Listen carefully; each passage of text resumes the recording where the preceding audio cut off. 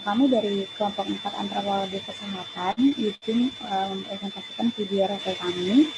Tapi sebelum mempresentasikan video kami, saya akan memulai perkenalan dari kelompok kami. Saya Jihan Aulia Pramita berperan sebagai narator. Saya Sabita Wulandwi Cahya sebagai Lala. Saya Ki Agung Raji sebagai Tony dan Bapak. Saya Eka Salsabila berperan sebagai perawat 1. Saya Salsabila Madewi berperan sebagai perawat 2.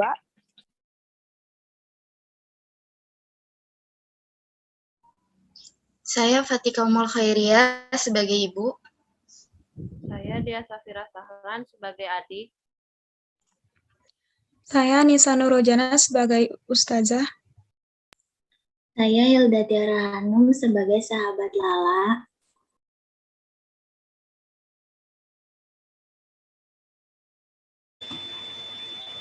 Pada suatu hari di rumah, terjadi situasi yang sangat menyedihkan.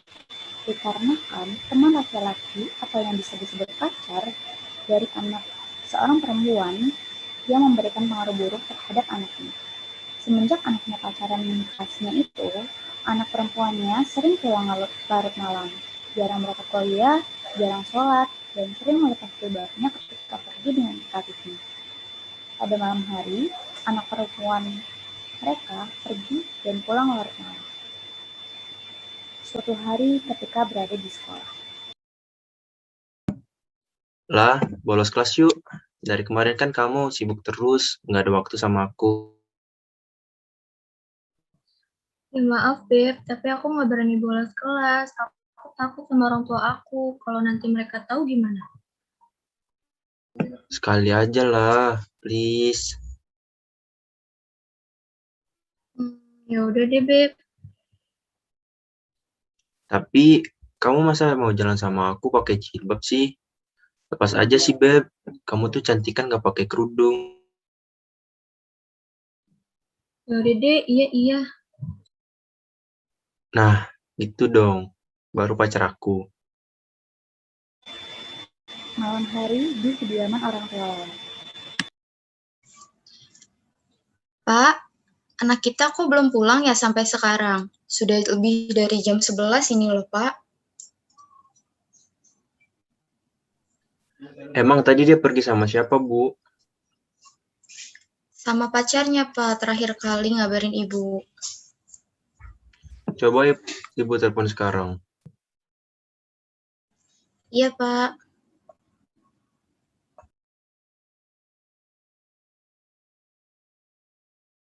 Gimana, Bu? Diangkat nggak? Tidak, Pak.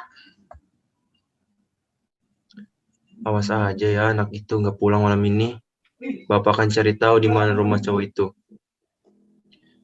Ya sudah, Bu. Istirahat duluan saja. Biar Bapak yang menunggu anak itu pulang. Ibu tidak tenang, Pak. Ibu takut terjadi sesuatu terhadap anak kita. Ibu ikut nemenin Bapak saja menunggu. Tenang Ibu, Bapak. Pasti Kak Lala bakal pulang kok. Mungkin lagi terjebak macet di perjalanan. Setelah menunggu beberapa lama, anaknya pun pulang. Mendengar ada suara motor di dekat rumah, lantas si bapak langsung datang memergoki anaknya dan pacarnya. Si ibu pun menyusul si bapak di belakangnya karena takut terjadi keributan di luar. Jam berapa ini? Dari mana saja kamu pulang sampai larut malam seperti ini? Apaan sih, Pak, teriak-teriak? Malu kalau sampai kedengaran tetangga. Anaknya pun masuk ke dalam rumah dengan wajah yang kesal. Lala pun langsung masuk ke kamar dan adiknya pun berusaha menenangkan kakaknya. Kak, lain kali kalau mau pulang malam, kabarin aku atau orang rumah, supaya orang rumah nggak khawatir mencari kakak. Iya deh, HP aku lowbat, jadinya aku nggak bisa ngabarin siapapun. Pacar aku juga HP-nya lowbat, dan jalan menuju rumah juga macet deh. Adik pun hanya mengangguk saja dan berusaha mendengarkan keluh kesah kakaknya. Pacarnya yang masih di teras pun bergegas ingin pulang, tetapi ditahan oleh ibunya. Hari ini kamu bawa anak saya kemana saja? Apa kamu tidak paham khawatirnya seorang ibu yang punya anak gadis? Saya harap kalian tidak berhubungan lagi. Kamu membawa pengaruh buruk untuk anak saya. Saya hanya mengajak berjalan-jalan saja, Bu. Sebelumnya saya minta maaf sudah membawa anak Ibu sampai semalam ini. Baik, jika itu mau Bapak dan Ibu, saya izin pamit pulang ya, Pak, Bu. Bapak dan ibu pun masuk ke dalam rumah.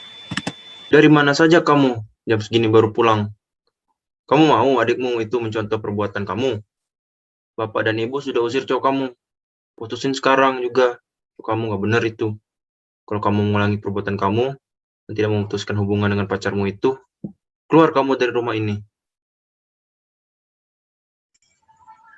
Sabar, Pak. Lala, kamu juga tolong jangan pulang larut malam. Kamu ini anak gadis, lah. Ibu dan Bapak capek lihat kamu kayak gini sama pacar kamu yang gak jelas itu. Masuk ke kamarnya dan memikirkan perkataan dari orang tuanya semalaman.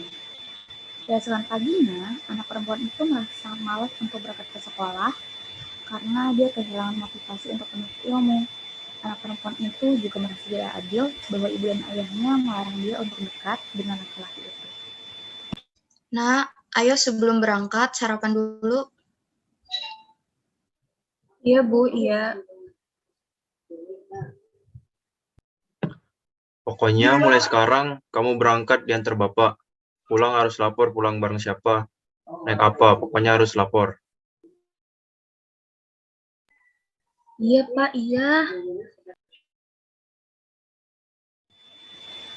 Anak perempuan itu berlalu begitu saja keluar rumah dan meninggalkan kedua orang tuanya tanpa berpamitan. Sampainya di sekolah. Hai La, tumben sekolah diantar Bapak. Si Tony kemana? Sakit, nggak barengan. Lagi pusing gue nih. Bapak gue ngamuk semalam. Bapak nggak suka gitu sama pacar gue. Kamu ada masalah apa sih, La? Kok kayaknya kamu nggak semangat banget hari ini ke sekolah? Cerita aja kali. Kali aja aku bisa bantu ngerengahin pikiran kamu. Jadi semalam tuh gue pulang larut malam sama si Tony. Terus gue bolos kuliah juga, Cit. Gue gak tahu kenapa sama diri gue. Gue tahu gue salah, tapi di sisi lain gue juga sayang sama Tony. Jadi gue gak bisa berkata tidak sama ajakan Tony. Waduh, La. Aku saranin kamu harus keluar dari toxic relationship ini sih. Jujur, ini nggak baik buat diri kamu, lah. Kamu jadi bertengkar sama orang tua kamu. Iya juga sih, Cit. Aku juga ngerasa emosional aku nggak terkontrol. Nah, itu pun kamu menyadarinya. Iya, Cit. Makasih ya udah ngingetin gue. Ya, sama-sama lah. Jangan sungkan kalau ada apa-apa, cerita aja. Iya, Citra. Makasih ya. Tidak lama kemudian, bel pun berbunyi dan pembelajaran pun dimulai. Pulang sekolah, Lala pun ke rumah sakit, pergi ke klinik sendiri untuk konsultasi dengan perawat. Saat melakukan komunikasi dengan perawat, dia menangis dan mengatakan bahwa ia cemas dan takut. Dia itu menyadari apa yang diperbuatnya itu salah, tetapi ia tidak berani keluar kamar karena merasa hidupnya berkurang bermakna. Dan juga merasa orang tuanya sudah tidak menyayanginya lagi dan tidak mau menerimanya lagi. Assalamualaikum, Nurse. Waalaikumsalam. Ya, ada apa ya, Di? Begini, Nurse. Saya ingin berkonsultasi tentang kesehatan mental saya, Nurse. Oke, silahkan Dik, masuk dulu sini. Terima kasih, Nurse. Maaf sebelumnya saya mau konsultasi seputar kesehatan saya. Saya bingung harus berkonsultasi ke siapa, maka dari itu saya berkunjung ke klinik ini. Oh, seperti itu ya, Dik. Baik, Adik, bisa menceritakan semuanya kepada saya. Barangkali saya dan rekan saya bisa membantu Adik. Atau nanti saya bisa berkonsultasi kepada dokter untuk mencari solusi terbaik kepada adik. Iya, Nars, jadi begini. Akhir-akhir ini saya sering melamun, tidak ada lagi semangat untuk belajar seperti ada rasa cemas dan takut, Nars. Saya merasa hidup saya kurang bermakna karena melihat perlakuan orang tua saya kepada saya yang sepertinya sudah tidak sayang kepada saya lagi. Sebenarnya saya menyadari perlakuan saya pulang larut malam bersama pacar saya itu salah, dan yang membuat saya tidak mau keluar kamar karena kepikiran saya terhadap perlakuan orang tua saya kepada saya. Baik adik, sebelumnya kami sangat berterima kasih. Adik sudah mau bercerita dan konsultasi kepada kami. Nah, mengenai rasa cemas dan takut adik, harus mampu mengontrol emosional adik terlebih dahulu, seperti melakukan kegiatan yang membuat mental adik sehat dan aktif. Kegiatan yang membuat mental sehat dan aktif itu seperti apa ya, Nars?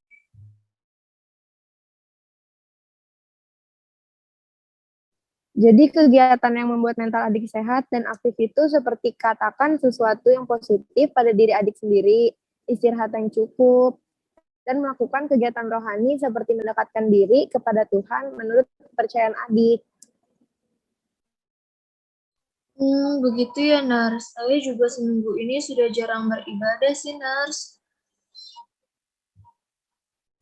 Nah, bagaimanapun masalah adik, mendekatkan diri kepada Tuhan adalah hal yang utama, karena kesembuhan, rasa cemas, dan takut dapat teratasi itu sumbernya berasal dari Tuhan. Kami di sini hanya membantu sekuat tenaga kami. Baik, Nars. Terima kasih telah mendengarkan keluh kesah saya. Kali ini saya merasa sedikit lega karena telah menceritakannya. Saya izin pamit ya, Nars. Baik adik, sama-sama. Semangat adik, kamu pasti bisa melewati semuanya. Baik, Nars. Terima kasih banyak telah menyemangati saya. Sepulang dari klinik, walaupun melihat adiknya bersemusalah mengikuti kajian. Mau kemana deh sore-sore begini? Mau ke musola, Kak. Hari ini ada kajian dari Ustazah Nisa. Kakak boleh ikut gak, Dik? Tumben, Kak. Biasanya kemarin-kemarin sibuk pergi terus. Ya, apa salahnya kakak mau berubah? Ya udah deh, siap-siap sana, aku tungguin. Oke, tunggu ya, Dik. Iya. Sesampainya di musola, berlangsung kajian yang disampaikan dari Ustazah Anissa.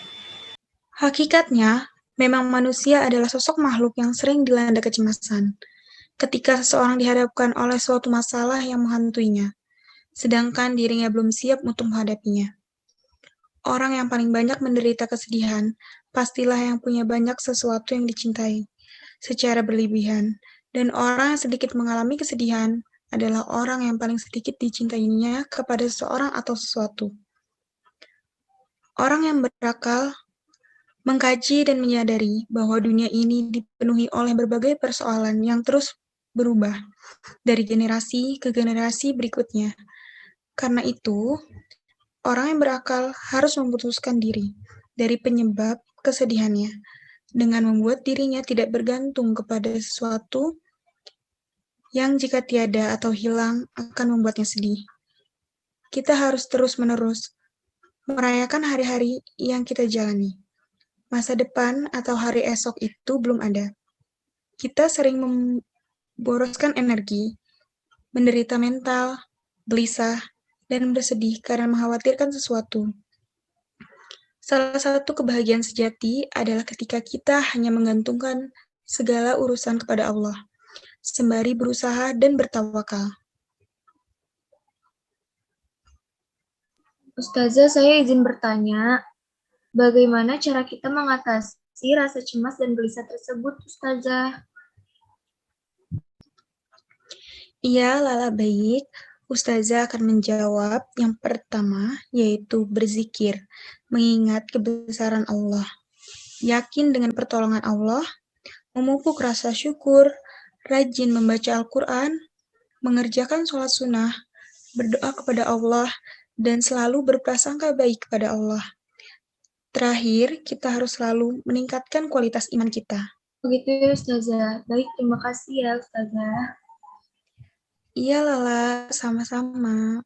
Semenjak Lala mengikuti arahan perawat dan motivasi dari Ustazah Anissa dalam mengatasi cemas, gelisah, dan hidup tidak bermaknanya, kehidupan Lala pun berubah. Dia menjadi fokus ke arah yang lebih baik dan lebih memilih berteman saja dengan Tony.